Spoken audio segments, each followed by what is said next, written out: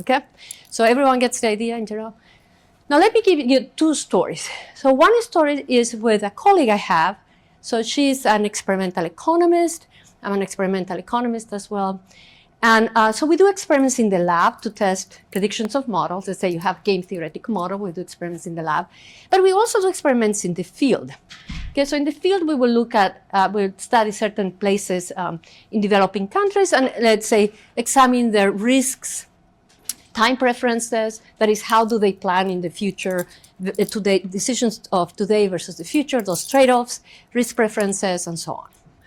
Well, but we also do studies kind of like implement different policies in the field. So one thing that this colleague of mine was doing in India, she was looking into ways to kind of promote rice production in a village. Okay? So in economic theory, the best way, so there are this aid that you can give to villagers to increase rice production. So in doing so, what you could do is you could transfer them cash, right? So that they can actually use the cash to buy the machineries they need and the fertilizer they need and so on. Or you could actually do what's called in-kind transfer, which is not as actually effective because an in-kind transfer, you don't have information about what they need. You kind of assume they need machinery, okay? So you're kind of, there's more asymmetric information with the in-kind transfer, it's less efficient, okay? So based on economic theory, they implemented the cash transfer. It went terribly wrong, okay? And we are wasting enormous amount of money. So this story motivated me to think, could we use these models to pretest these interventions with a specific village, okay, so that we will not waste so much time and money. And the experiment, they're not going to come back to this village. I mean, it's gone. Okay, we can't take the clock back and redo things. So why don't we create this kind of, could we just kind of pretest things before they are implemented in the field? And by doing so, can we actually save literally billions of dollars and really help people through effective policy making? Okay? We have a problem.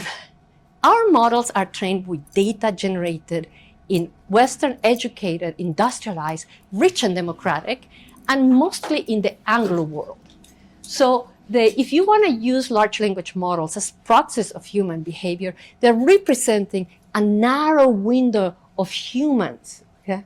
So actually, 87% of the world population is non-weird. Okay? 13% of the world population is weird. Okay, and most of our models are representing the weird. Western educated, industrialized, rich and democratic. It's even worse when we're looking at specific villages, let's say in South America or in Africa, because a lot of their data has not been digitalized.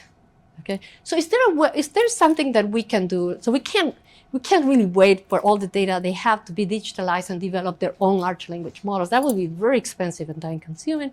So can we use the technologies we have today to get our models, the weird models, to be more representative of the non-weird?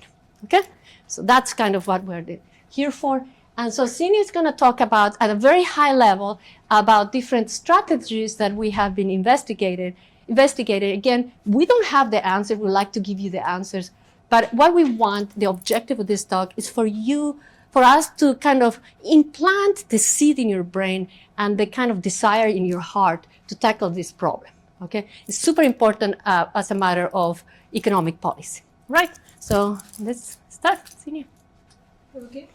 Hi, everyone. And we will start with a brief survey. I will appreciate it very much if you can scan this QR code and fill out the survey for us. And why we ask you to do it, it will be clear in a minute, but we're running a brief experiment where we want to get a distribution of what your opinions and preferences are and see if an LLM can actually mimic them or predict them in some way. Okay.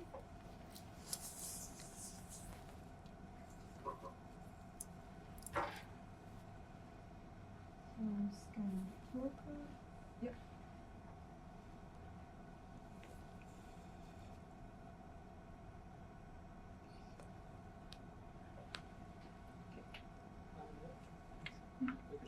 the first question it asks for 24/7 audio monitoring. Does it have a timeline for like, does it want to listen to me for a month, for a year, or all the time? All the time. It's just a feature that you cannot turn off. All the time.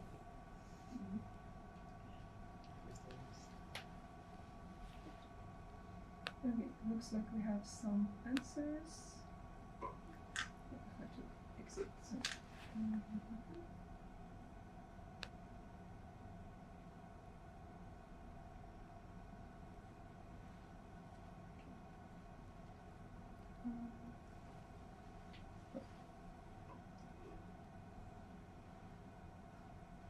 Okay, so we're getting some responses here. It looks like for the first question we have a split. A few people would be more like quite willing to enroll in this program. Wow, a couple of responses going up to 100. Interesting. But we also see a few skeptics. Okay, so okay. Even more skeptics now. Okay. So while the responses are coming in, let's see how the other questions are doing. The second question was about the employer and reporting something that may hurt your career prospects. Seems like we have a lot of truth tellers. At any rate, most of the responses are above 50%. Okay, and the last one that we're going to look at is a self-driving car, whether to follow the law or the flow of the traffic. Here the responses seem to be, now exactly 50-50. Interesting. Okay, let's go back and see what happened to question 1. Okay, seems that the average is about 50% for question 1. Okay, now let's look at what the LLM thinks that you think. So what I did first was I prompted an LLM, and I prompted it 100 times, asking it to simulate the responses of an average American. And here's what we got. So for an average American, the LLM thinks that he would be more likely to prioritize the health, to report the mistake in the program, and to follow the flow of the traffic rather than the actual law. However, when I specified that the server responder had to be a hackathon participant, mimicking everyone in this room, the answers to question 2 and question 3 changed a little, as you can see. So for question 2, to tell or not to tell, now the model thinks that the people in this room would be less likely to report this mistake, but more likely to follow the law. And here are to put these two graphs together so you can see that there is some difference. So, judging from the responses that we got, an LLM roughly guessed what your responses would be, but it was far from perfect. We got a lot of responses in the 20s or in the zeros even for question 1 and question 2, but the LLM was somehow reluctant to respond in this fashion. And in this workshop, we're going to discuss strategies in which we can actually approximate the responses of the target population instead of just blindly guessing, like we did here. But first of all, a bit of a context, why are we bothering with this in the first place? First of all, we have to discuss the concept of algorithmic fidelity.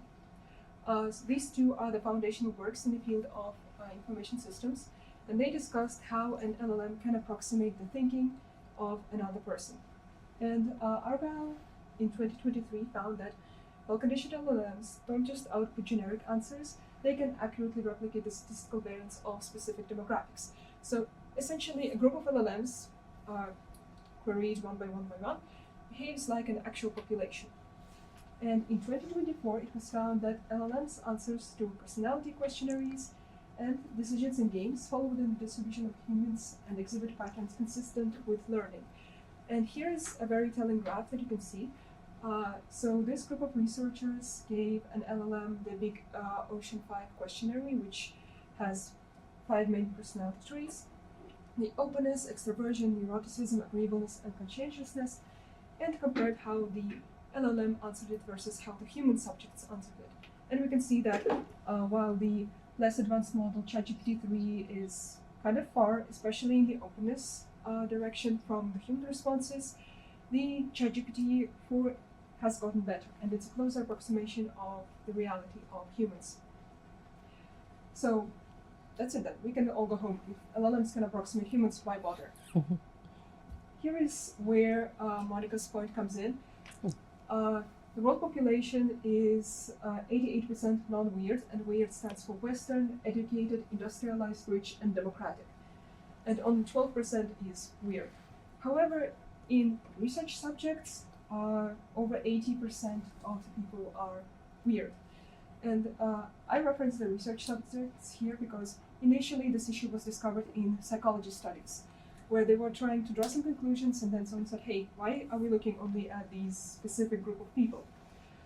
And on some level, it of course makes sense. This is the most available group of people for American researchers to test. But this can actually pose a problem when we are rolling out new products in the real world, when we are proposing your research hypotheses and testing them in your environments. But why did this happen with LLMs specifically? LLMs represent a probability distribution of the internet's loudest voices. And a lot of the media that gets selected for training an LLM comes from the weird perspective.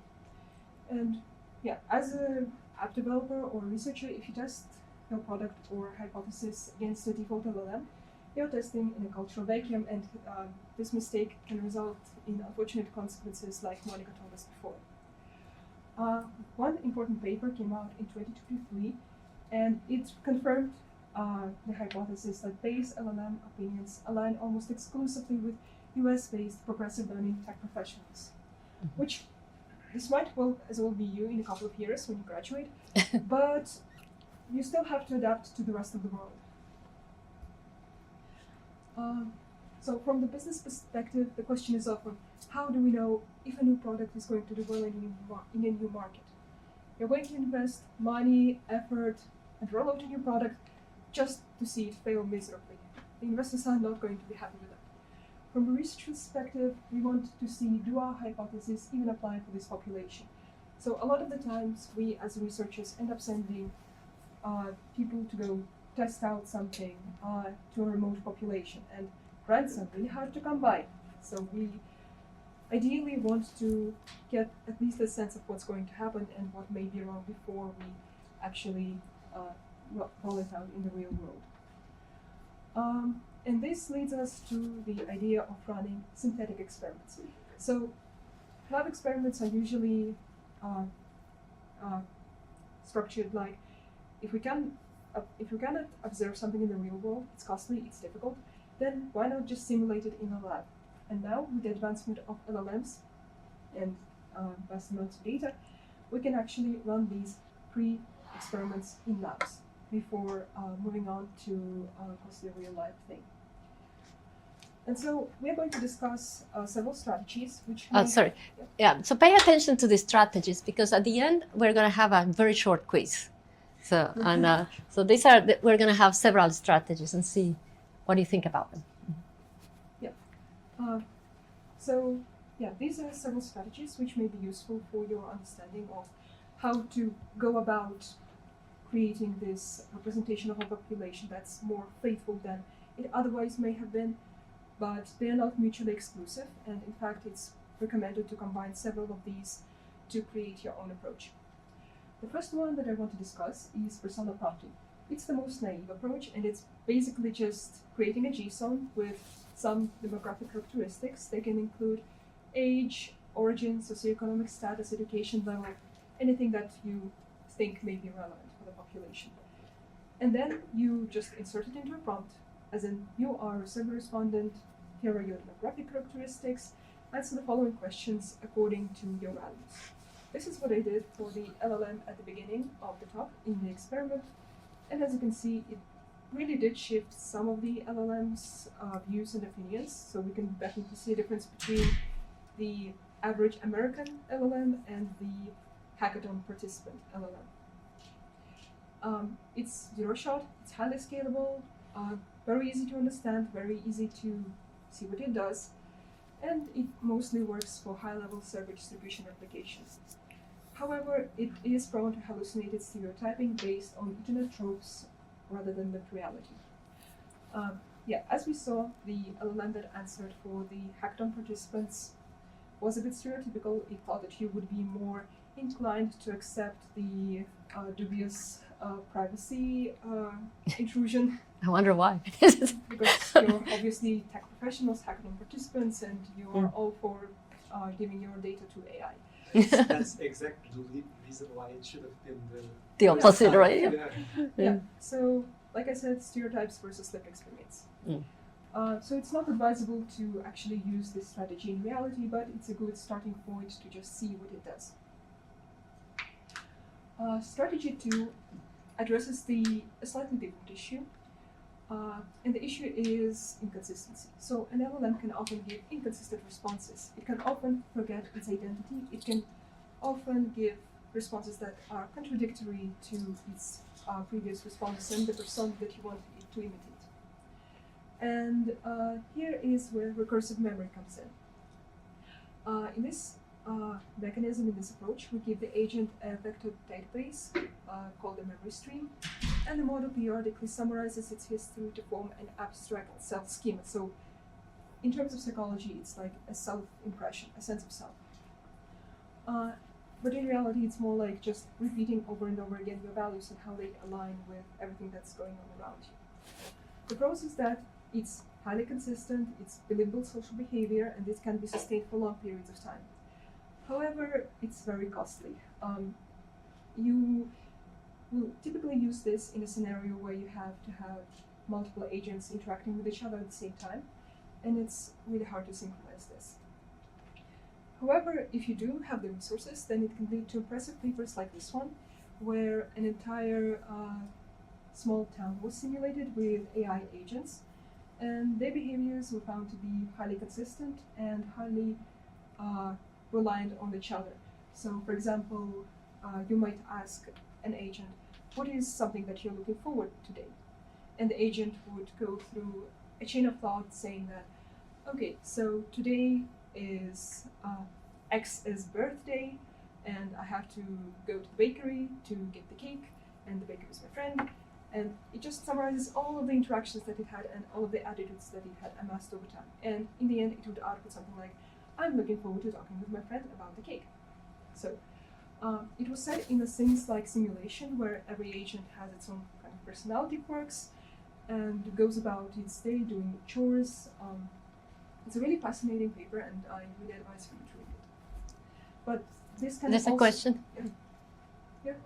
How did she decide on the value instead of in the first place? For this one? Yeah. So for this one, it was a random distribution out of a pool of values, but you can choose some values which you think will be better for a certain population. So, for example, you can simulate an undergraduate classroom, and you know that people who typically enroll in your class are, I don't know, tech savvy, they trust easily, they are extroverted. You can create a distribution based off of your prior expectations. But this approach is great because it enables us to see natural interactions, and we can see the culture emerging from some preset values. And you can certainly see how in the future this can be a sandbox for testing certain products which may rely on the interaction of people with each other. Another application is to better understand the evolution of norms, if you're interested in that. Yeah. Okay, the third approach is cultural RAG. So I don't know if many of you have computer science background, but I'll explain anyway. So RAG stands for Retrieval Augmented Generation, and it basically relies on answering the user's prompt by fetching texts from a relevant database. For a lot of the projects, the RAG database is the internet or a certain segment of the internet. However, we can adapt it to our goal by selecting the documents from local news, regional forums, legal frameworks, cultural folklore that are relevant to the particular demographic that we are trying to replicate. And one particular approach is very popular. It's taking the legal documents, since not all the cultures have written communication. Not a lot of cultures have reliable norms written out. However, court documents and legal frameworks, they are a very good mirror of what's normative, what's not normative, and this can be highly useful. The problem is that it provides factual, current cultural reality that the agent can rely upon, and it does solve the stereotypical problem because we observe the actual voices of the people whom we are trying to simulate. However, we do need the dataset because everything relies on getting a high-quality dataset. And this can be hard for underrepresented cultures. So let us give us some examples. So we were trying to profile groups such as the SCAs. The SCAs is a group in South America that, if anybody interested in health here, no? Okay, they have some of the lowest incidence, if not the lowest in the world, of cardiovascular disease. Okay, so that is the SCA. And but everything that we can use to profile this group will be based on writings of ethnographers from their own perspective, right? So at what point are you actually capturing the biases of those who study one group versus coming with, what we want is to if available, to use the kind of endogenously created data and information. So that's one of the issues with this. So you kind of have to rely on what is there. So, strategy 4 is language-aware fine-tuning, and that's just something to keep in mind when you're doing your model development and when you're building an app or an LLM that you want to represent a certain culture. This method would involve prompting and generating entirely in the native language of the simulated population to access accurate cultural talking clusters. And why do we do that? Because language is connected to our values. Language is the way in which we express ourselves. And for an LLM, language is the way it receives and communicates those values as well. So this recent research actually found something very interesting. They prompted multiple AIs with the same prompt in English and in Chinese, and the LLM produced different political stances based on that. So when you're working with an LLM creating such an agent, be sure to keep the language in mind. And if you use the native language, the model may be more culturally aligned.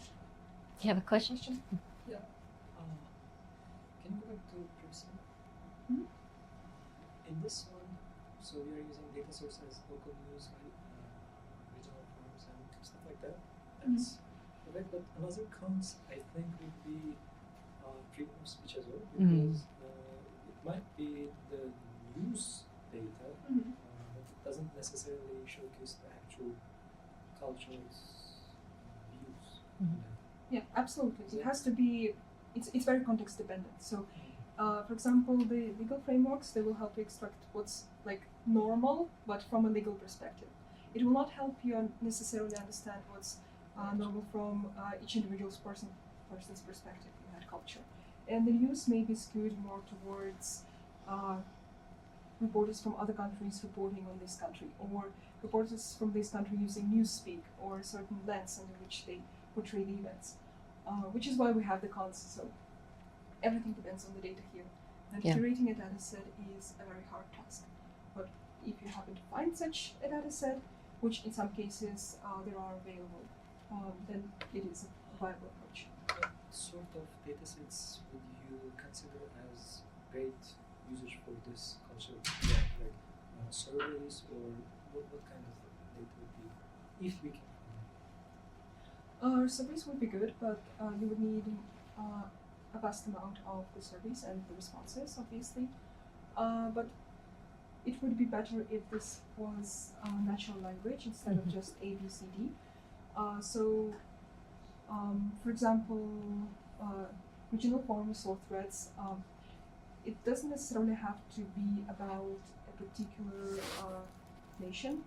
It can be, for example, a culture of Reddit, or a culture of a certain community that has its hub on Reddit, where you can see engage its views. Yeah, for places where they have restriction of speech, like people cannot freely write in the news or books and stuff like that.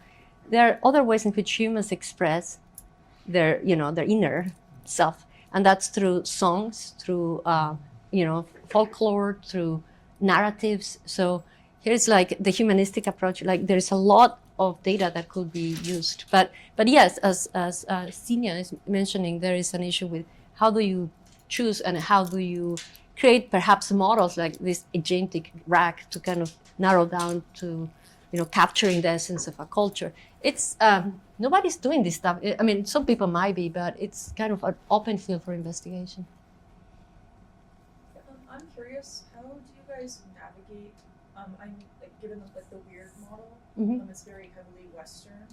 How do you guys navigate like European countries, given that there's more data regulations or like data privacy regulations? How do you guys consider that or just navigate that? Well, the European countries are still very well represented. We've got like thousands of years of literature, for one, which is open, and then there are not too many limitations on scraping even. So I wouldn't say that for Europe that's a problem. Yeah. Do you see that being a problem in other countries? 'Cause I'm just curious again to see how it's so heavily Western based. I'm curious if that plays a role or Some concern I have, but it's not well developed because I haven't thought carefully about this, is that now these models are being trained mostly with LLM generated data.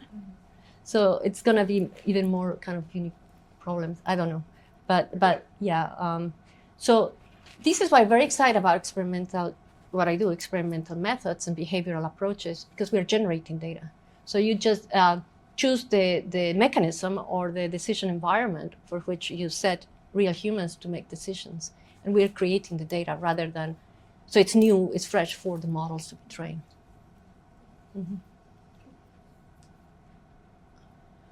Okay, one method that some of you may be familiar with if you do a lot of computer science and fine-tuning, it's parameter efficient fine-tuning, or LoRa. These methods feature direct weight updates using word models aligned with culture-specific behavior. So they're not culture-specific necessarily, but it certainly can be applied here, especially since for a lot of the methods that we have discussed, computational overhead may be a big problem. So what we do here is, instead of modifying all of the model's parameters, we take the pre-trained weights and multiply them with two matrices with a certain distribution. And it turns out that even with these minimal adjustments, which have like 100 times less computational cost than traditional fine-tuning methods, we can achieve comparable performance. Yeah, and these have also been coupled with Bayesian methods. You can use different Q-LoRa models for performing different tasks. So there are lots and lots of modifications here, which can be applied to obtain a more faithful distribution of the population. The pros is that you modify the weights directly, meaning you don't have to take the limited approach of prompting the model every time, because I personally dislike just telling the model what to do. I would like its actual thinking to be different. And PFT allows the model to achieve decent performance without the integrated training material. However, it does need a fine-tuning dataset, as any other fine-tuning method does, and it relies on the correctly defined cultural specifics. So when you are retraining the model, you basically have to know what you're optimizing. This can be tricky. And lastly, catastrophic forgetting of general reasoning skills and also black box. We cannot necessarily interpret all the weights as much as we would like to. The next approach, however, does solve this a little bit. It does have its limitations though. Yeah? So I just have a question about is aligned with culture-specific behavior? What does it mean, like culture-specific? So this is kind of connected to the limitation. Basically, during the fine-tuning process, you have specific tasks which you expect to be performed in a certain way. As in, you may add a data set of text in a different language or with different values to an LLM and make it process it with the new weights. You have to determine what culture-specific behavior means for your exact case. And this is part of the limitation of the method. So the limitations of this approach are solved by the direct preference optimization, which is a fine-tuning approach in which you provide an LLM with a prompt to answer and compare the response to a preferred and rejected answer. you reward the LLM if the answer is closest to the preferred option. So, for example, you may say, you may ask the LLM, what kind of fruit do you prefer? In a very simplistic way, but still. And you would have two answers ready for an LLM. I prefer apples, I prefer oranges. And whatever the LLM answers, you measure how close it is to the answer that you think is preferred, that you want the LLM to answer like, so apples. And in this way, the LLMs can learn fairly fast. You can use this implicit reward function, which is basically just measuring how close the answer is to the preferred one. It can directly influence the behaviors of an LLM, and it's pretty intuitive to understand. Even someone from non-computer science background can easily see that, okay, I offered one pair of choices, like two options, which is better, which is worse. However, it is restricted to binary black and white cases. So, for example, we can deal with extroversion and introversion in this way. Do you like talking to people? Do you not like talking to people? Two options. They are pretty binary and mutually exclusive. However, it can be really hard to compose these answer pairs so that they match each other and the question perfectly. Also, if they highly overlap, if they are not easy to separate from one another, the LLM may learn some undesirable behaviors along the way, and you may not be totally aware of it. So everything relies on composing those question-answer pairs. A good example of something that can be used with this is survey data, where they have scales for each variable, and this is pretty much easy. If it's a scale from 0 to 10, if it's a scale from like -1 to 1, then you know that it's very easy to convert into an answer pair like that. Okay. Okay. So, are there any questions about these different strategies? Okay, so we're going to have a very, very, very short quiz, and okay, so I'll connect this. I need my. So I need my transformer.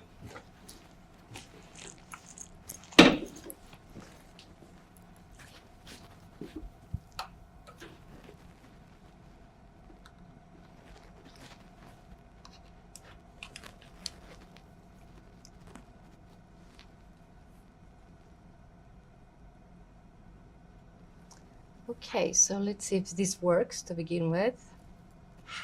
If it doesn't work, it will be okay, I guess.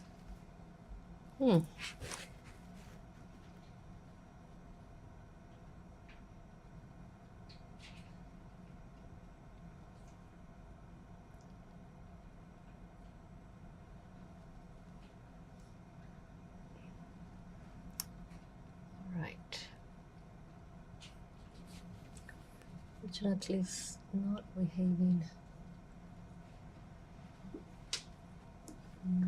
I don't think it's connected. Yeah, it's not. Yeah.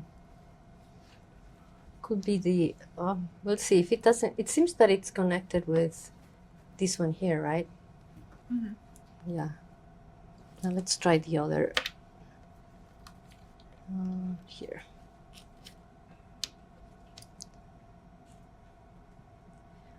If it doesn't work, we're just gonna have to kind of gonna use the old technology, which is raise your hand. Okay, so seems like that's what we're gonna end up using.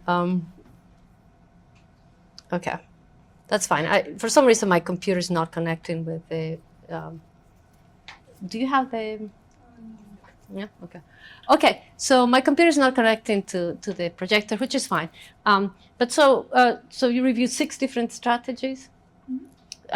So the first one, can you go over the names? Is the just the simple profiling. The second one was the let's see the names that we have here. Recursive memory. Okay, I have no memory anymore. The third one was the RAG. The fourth was it's completely stuck. Oh, you have it? Yeah. Yeah. Okay. Let's see if her computer works here. Just Mhm. There you go. Oh. okay, and you can. Okay. Let's see if this works. Oh, there we go. And start presentation. For some reason, it's projecting not the thing. Hmm. I think it's showing this. Oh, let's use this then. I think it's touch screen. Ah, touchscreen. Okay, so there we go. The PC, laptop. Okay. Media presentation, laptop.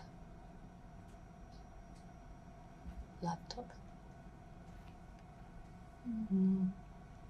Okay.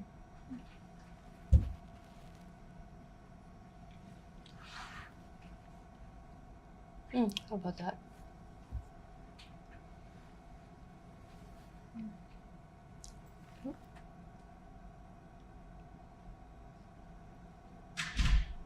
Maybe this will work. No. Let's see. It's not connected. Yeah, okay. That's okay. Yeah. So anyway, so we wanted to kind of get a little bit of your view about which of the methods kind of to you of the 6 ones and kind of like awoken your interest, and you think that will be more effective. It's worth like investing more in, or like there are trade-offs. So some of them are kind of more feasible to get. Like we were talking about RAG, and perhaps you're like constrained by the knowledge base that you can add to the models.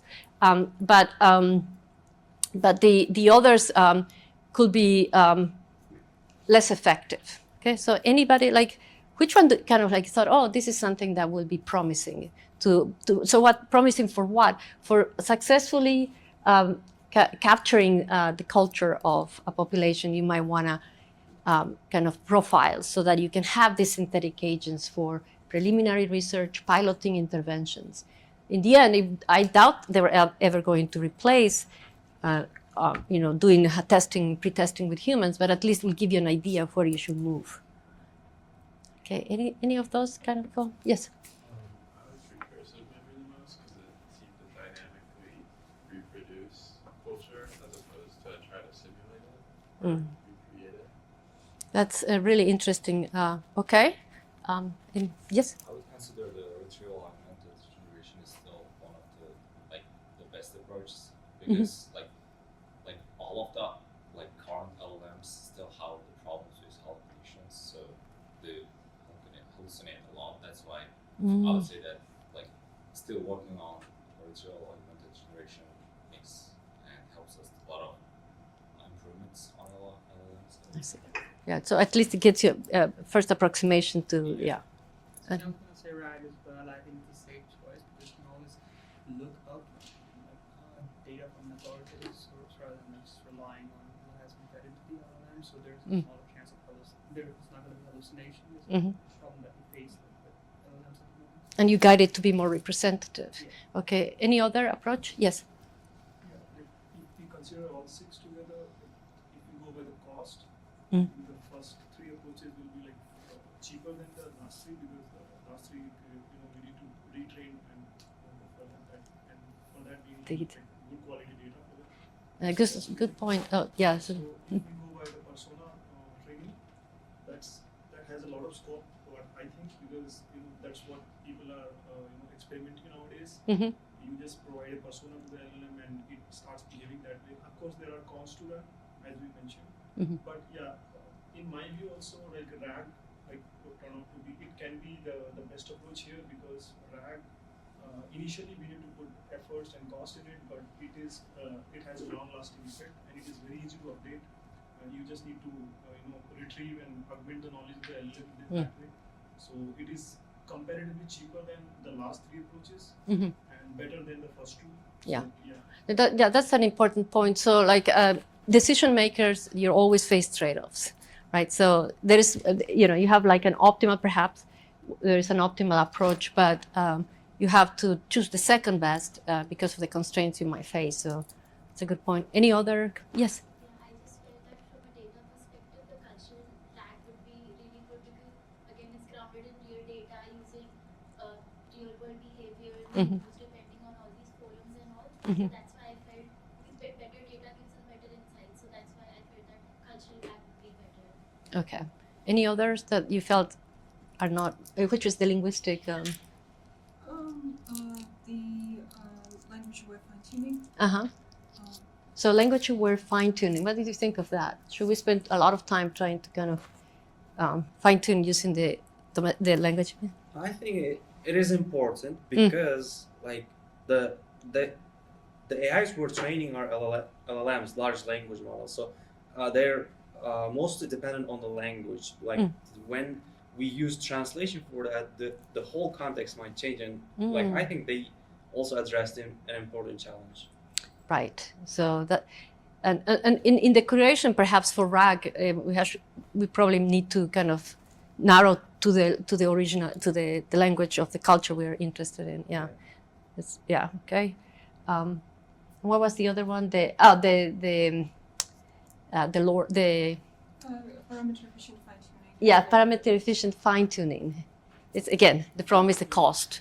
Yeah. It is promising results, but it actually needs a lot of cost, and we need to do it repeatedly, recursively. Yeah. And we need a good quality data for that. So that's the constraint. Okay, so I guess the winner. What other are we? The direct preference optimization. I don't get that one too. I'm like a little bit doubtful about that, but some of our kind of teammates really like it. So I'm not sure. I'm like in between. Anybody like that one? The direct preference optimization. I mean, I would like to add something. It works for certain scenarios, like as mentioned, for binary kind of conditions. Mm-hmm. And it is being used in the industry nowadays, where we need to penalize the decision of the LLM on certain answers, and we need to award it on certain answers. It works, but it doesn't work as you just move away a little bit from the context. It doesn't work the way it is expected. That's what I have the problem with this. There's this, we're having a conversation about the tweening, right? Like, it's context dependent, right? And that's very limiting. That's right. Yeah. And It has very limited context. But it does work well with things like policies, where there is a clear right and wrong. oh, I see. Oh, that's an interesting application. That's why it has been applied there, actually. Right. Primarily for making sure the LLM behaves in the way that it's supposed to behave. Yeah. Certain It's like the marginal, yeah. For specific use cases, it works Yeah. really well. Interesting. It seems that what we're saying is there's no best for everything. It depends on what it is that your objective is. Yeah. And so what are we missing? I think we've covered.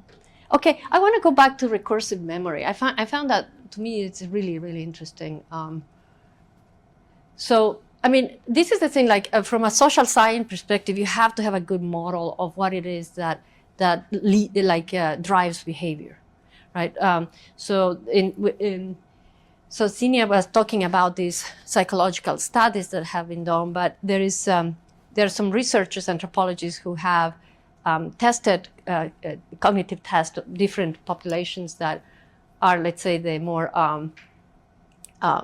what are called small-scale societies. And even perception is a little bit different because it seems to have been developed for the specific environment that they were in. And we're going back to the Siname, for instance. Much of how they spend their time is climbing trees, right? So, and then hunting and doing things that we don't do. Who spends your day climbing trees? Tell the truth. No, not me. I guess my dad said I used to when I was a kid, but since then, not. So that's the thing, right? So a lot of our behaviors, values, and preferences have been evolved over time to kind of maximize our chance of survival and reproduction in the environment we were in, right? But do we have a good understanding of what what's the evolutionary or origin of those preferences? I don't think we do, right? So what defines culture? How do you measure it? So there have been, cultural anthropologists and people interested in doing business like Hofstede. How many of you know about the Hofstede measures of culture? Okay, so there are different dimensions, like whether people agree more collectivist or individualistic values, and so on. So there are different ways that people have been trying to measure, but there is still a need to do more study on that, right? So I guess the point of this, talking about this, is that effective technological innovation has to go hand in hand with other kind of devolution and research in in other sciences. Like, so you're limited in the questions you can ask if you don't have a good, let's say, understanding of culture. So we still have to figure out these things that we haven't yet. Okay? So that's, I think, everything for today. Thank you so much for your participation.